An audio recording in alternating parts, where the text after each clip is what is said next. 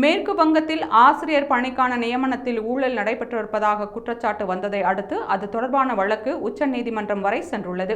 இந்நிலையில் அந்த விவகாரத்தில் தலையிட வேண்டும் என ஜனாதிபதி திரௌபதி முர்முவுக்கு மக்களவை எதிர்க்கட்சித் தலைவர் ராகுல் காந்தி கடிதம் எழுதியுள்ளார். அதில் மேற்கு வங்கத்தின் ஆசிரியர் நியமனத்தில் முழு செயல்முறையையும் செல்லாது என்று கொல்கத்தா உயர்நீதிமன்றம் கடந்த ஆண்டு ஏப்ரல் 22 அறிவித்தது. அந்த தீர்ப்பை ஏப்ரல் 3 உச்சநீதிமன்றம் உறுதி செய்தது. பணி நியமனம் பெற்ற அனைவருமே முறைகேடான முறையில் பணி வாய்ப்பை பெற்றவர்கள் அல்ல என்று உச்சநீதிமன்றம் தனது தீர்ப்பில் தெரிவித்துள்ளது. அதில் நியாயமற்ற வழிகளில் தேர்ந்தெடுக்கப்பட்ட சிலரும் இருக்கிறார்கள் என்பதை நீதிமன்றம் கண்டறிந்துள்ளது என்று ராகுல் காந்தி குறிப்பிட்டுள்ளார்.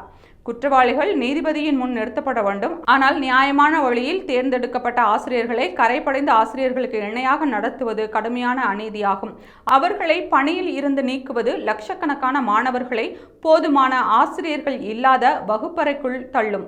அவர்களின் பணி நீக்கம் என்பது அவர்களின் மன உறுதியை அழித்துவிடும். மேலும் அவர்களின் குடும்பங்களுக்கு பெரும்பாலும் ஒரே வருமான ஆதாரமாக இருக்கும் ஒன்றை இழக்கச் செய்யும் என்று தெரிவித்துள்ளார். மேலும் ஜனாதிபதி திரௌபதி முர்மு ஆசிரியராக பணியாற்றுவதை மேற்கோள் காட்டிய ராகுல், இந்த அநீதியை புரிந்து கொள்வீர்கள் என்று நம்புகிறேன்.